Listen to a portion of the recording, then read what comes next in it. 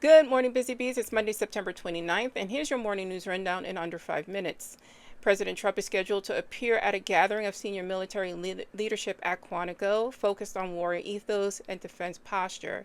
His presence stokes debate given his prior deployments of troops domestically, most recently into Portland, Oregon. Portland, Oregon is refuting all of this. Videos of nothing but tranquility and peace have been released, but nonetheless, the troops are going there.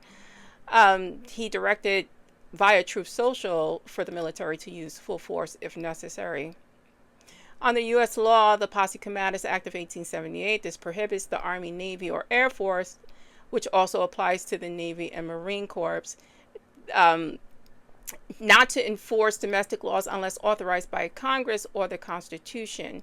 Now, again, Donald Trump is using things like making Antifa a domestic terrorist group.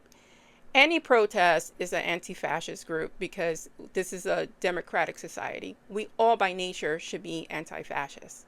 But this is a way of circumventing Congress and the Constitution.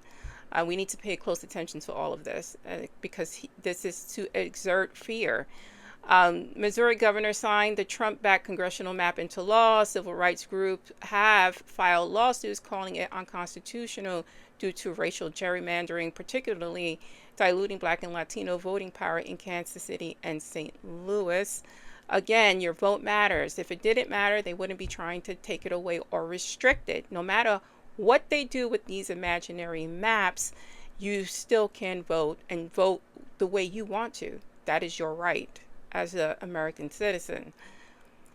Congress made no headway overnight toward a deal to avert a shutdown. Trump is supposedly meeting leadership today. Listen, I don't know if this is going to go anywhere. I think he wants a shutdown so he can blame the Democrats on the abysmal economy and jobs reports. It is what it is. Every Democrat, the 200 plus Democratic representatives in the House, need to be on social media every day, several times a day. Not just on things like Substack and Patreon where it's a safe space. They need to be on Facebook. They need to be on Instagram. They need to be on this app. They need to be on Twitter, refuting all of this constantly. They need to be everywhere all at once in a coordinated way. Over the weekend, we had a lot of mass violence, unfortunately. Thomas Jacob Sanford, 40, a white male, a former U.S. Marine, rammed his vehicle into a Mormon church in Grand Blanc, Michigan, opening fire and setting the building ablaze. At least 4 people were killed, 8 wounded, before Sanford was killed at a shootout with police. FBI is treating it as a target attack and has deployed 100 agents. Meanwhile, in Southport, North Carolina, Nigel Edge, 40 years old, a white male from Oak Island, fired from a boat into a crowd at the American Fish Company, killing 3 people and injuring at least 5 before being captured by the Coast Guard. He claims to be a combat veteran with PTSD. And in New Orleans, a shootout on Bourbon Street left 1 woman from Chicago dead and 3 others injured. Police released surveillance videos saying that this was like a fight that just escalated. 2 men and 2 women are persons of interest.